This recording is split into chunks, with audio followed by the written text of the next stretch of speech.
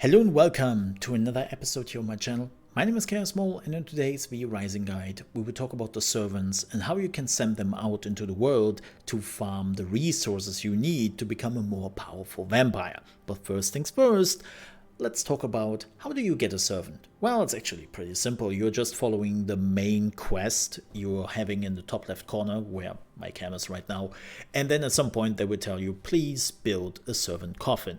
When you have done that, you're getting the ability called Dominating Presence. When you are activating it, you can start with the R ability to take over NPCs. Right? You can just go into the wild, hit somebody with R, and then you will try to charm them. Keep in mind though, that while you're doing it, you cannot move, so don't stand in the sun, and they will definitely attack you, and other enemies can come around, stun you, or attack you, so you are a very easy target in the meantime, and it takes about like 15 to 20 seconds till you charmed somebody, so keep that in mind.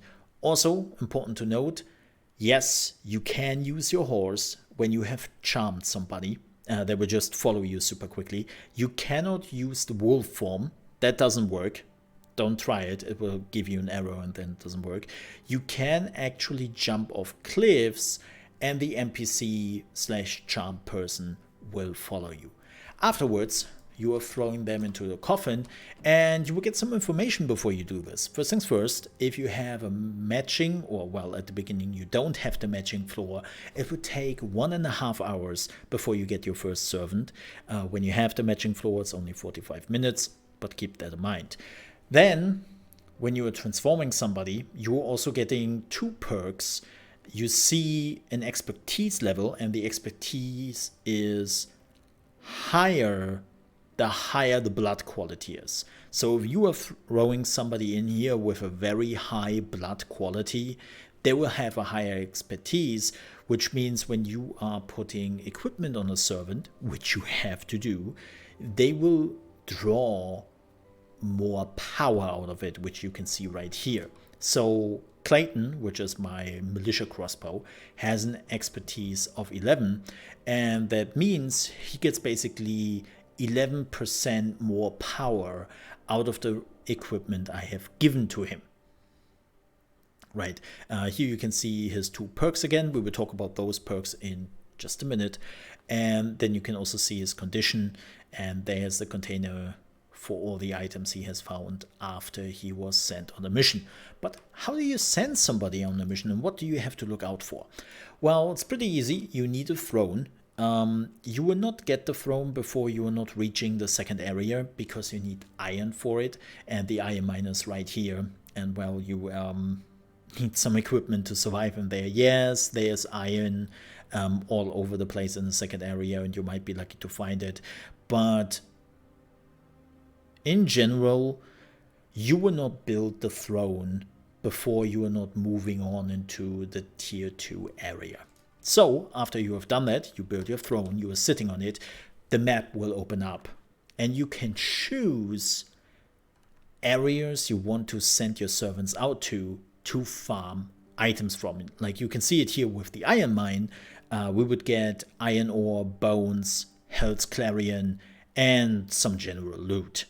Or, in our case, in the Church of the Damned, we would get bones, grave dust, scourge stones, and general loot. And that's what we are doing here. One quick note, you can only send your servants to a place you have already discovered. You can see it here on the left side, right? I haven't discovered this area yet, but I know that there are more camps, but I cannot send my servants there because I haven't discovered it.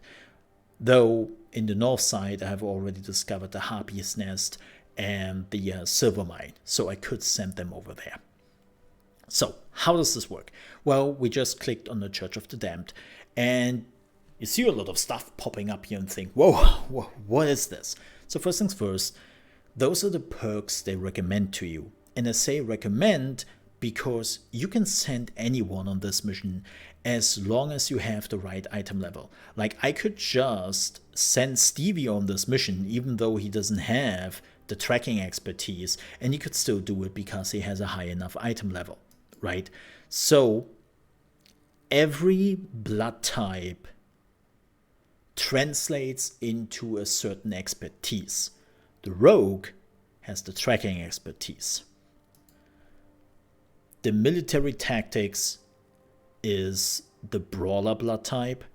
Then we have humble appearance is just workers. Sacred resistance is scholars. And tenacious strength is warriors.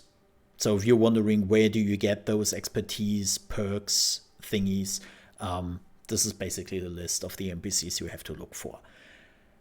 Now, the second perk you will get depending on which area you captured your NPC in. Yes, it is possible that you find some NPCs in a different area they should actually have a perk for. Like I found a worker once in the second area, which then had the perk for the Silverlight Hunter.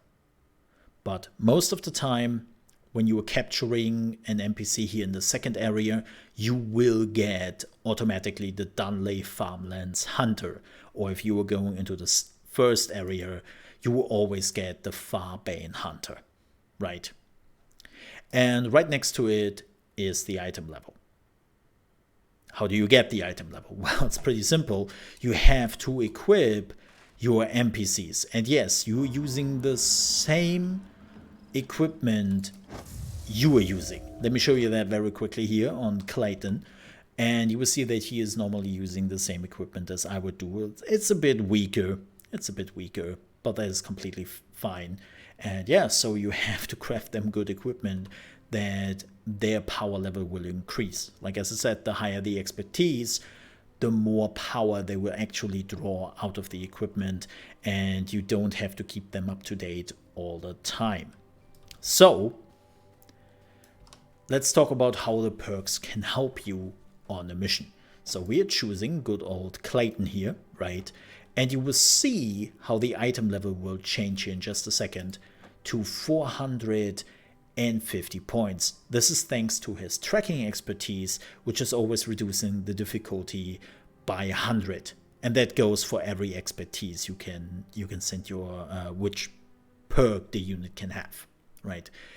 Second, because he is hunting in the Dunley Farmlands, he will get 20% more items out of this. So that's something you probably want to look out for, because 20% more resources is 20% more resources, right? And he has a success chance of 100%. That is also very important. Keep in mind, yes, you can be under the item level, and then you can try it with a lower success chance, but you don't really want to do that because it might fail and then you get nothing out of it. The next thing you have to look out for is the hunt duration. So you can see this would take 23 hours, not minutes, hours. There is a chance of injury of 20%. That's the lowest you can get. And the highest you can get is 30. Then this is just carefully planned. This is just flavor text. And it will add a 20% success chance. Now the thing is, I already have 100. I don't need extra success chance. So I could actually even remove minus 20 success chance, because this is reckless and it only takes 2 hours, and I would still be at 100% because my item level is so much higher for what I actually need. So you can then figure out yourself, is it also worth the risk of 30% chance of injury?